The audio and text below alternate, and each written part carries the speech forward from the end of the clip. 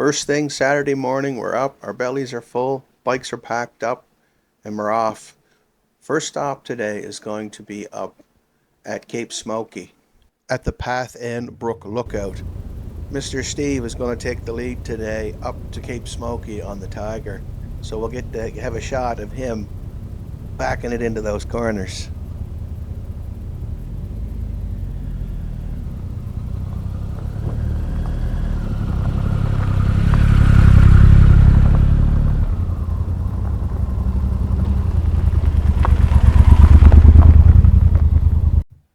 It is hard to beat the sound of a British triple. They always did make a lovely sounding machine. And as I drive down here, I'm thinking to myself, I haven't done this ride in 3 years, and I'm really excited about seeing these sights. And as you can see, right off the bat, even on the Trans-Canada Highway, the sights around the Cabot Trail are absolutely stunning. And as I sat down to begin to edit these shots up for a video, I soon realized there's no possible way that I can do this justice in just one video around the trail. So I decided to cut it in half, and we'll take you all the way up to meet Cove for this one, and then the next one will take you back down the other side. And as we got up close, we were thinking we would take the Englishtown ferry, but the signs were all saying that it was closed. So we ended up doing the 30 on the Cabot Trail up through Harbour View, North River Bridge, and Tabard Vale. It's actually a stunning drive and well worth it if you can't get the ferry. I was a little disappointed because I'd never had taken the ferry before, and I thought I'd like to try it this time. And this is the ride coming up onto the Cape Smoky Lookout. Back in my sport bike days, we used to do this probably quite a bit faster. Those days are gone now, and as I look back on them, I don't miss them a bit.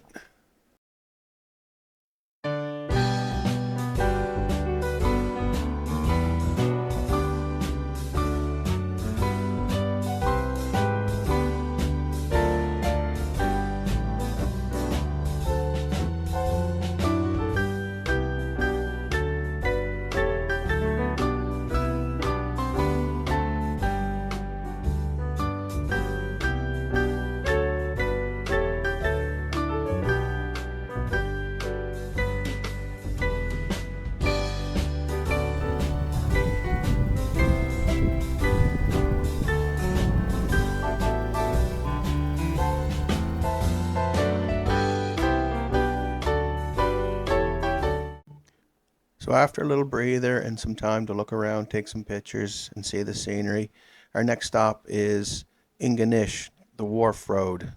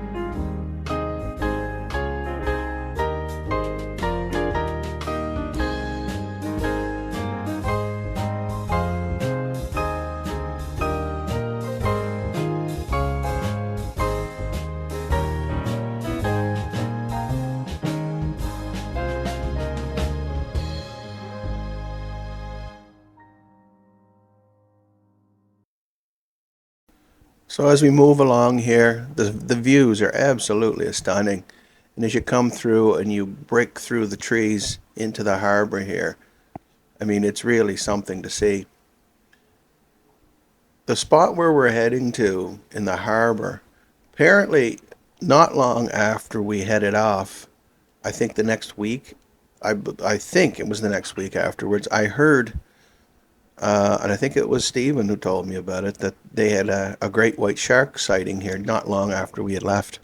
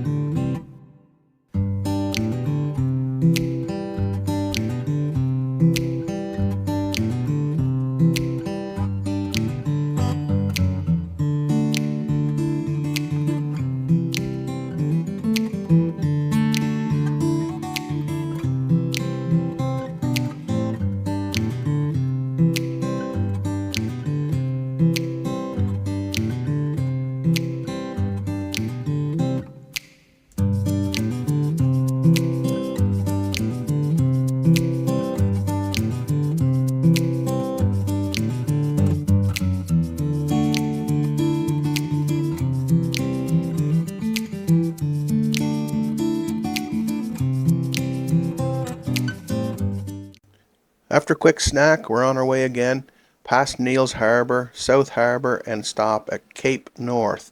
That's the last place where you can get fuel before you head up to the Meat Cove area. If you're at half a tank, you're probably fine, but for peace of mind, I would fill up at the last station. It's an XTR station. They also have Supreme Gas, which my bike requires. This is where you turn off to head to Meat Cove. You bear to the right. And we're going to go all the way to the top, across Capstick, and over to Meat Cove.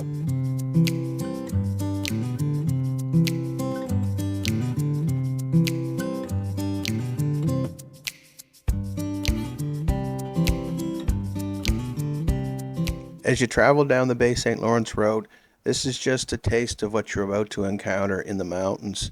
They present themselves in front of you as you drive down, but as you get closer to the coast, pretty soon you're in them, and it's absolutely spectacular views.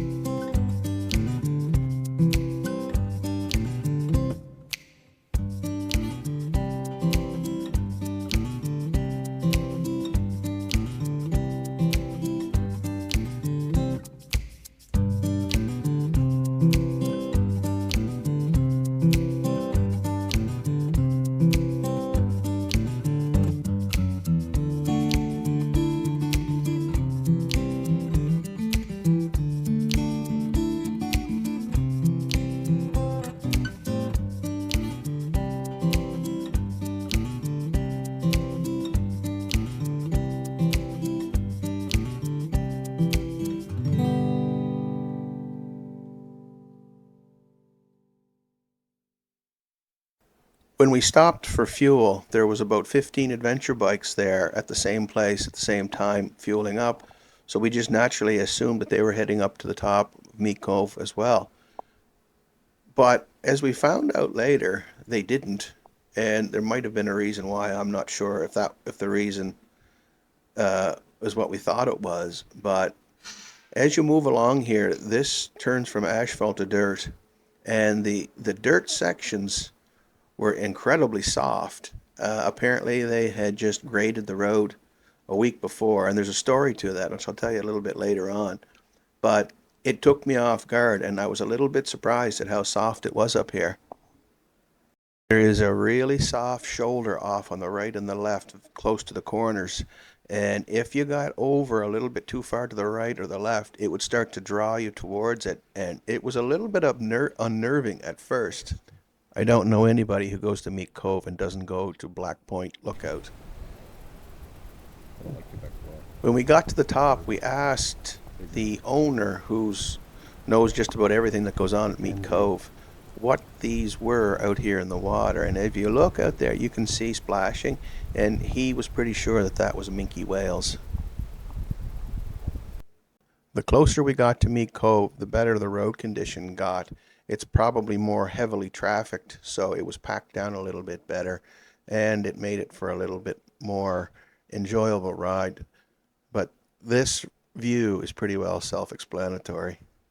It's the last few kilometers into Meat Cove.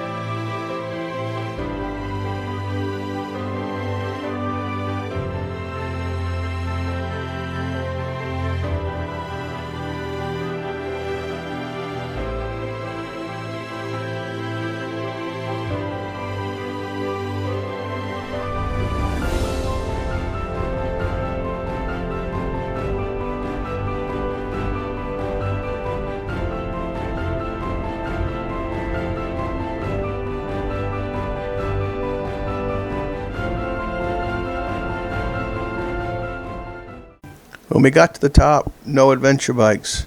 So we asked the owner, and he said there hadn't been many bikes up there since the crash. Well, apparently what happened is somebody, I think it was a Goldwing, got their front wheel in a fairly heavy pothole and flipped the bike and lost control and ended up in the woods, which was the reason why they had just had the road graded. The views of Meat Cove are always stunning, but from a drone, they're even more stunning.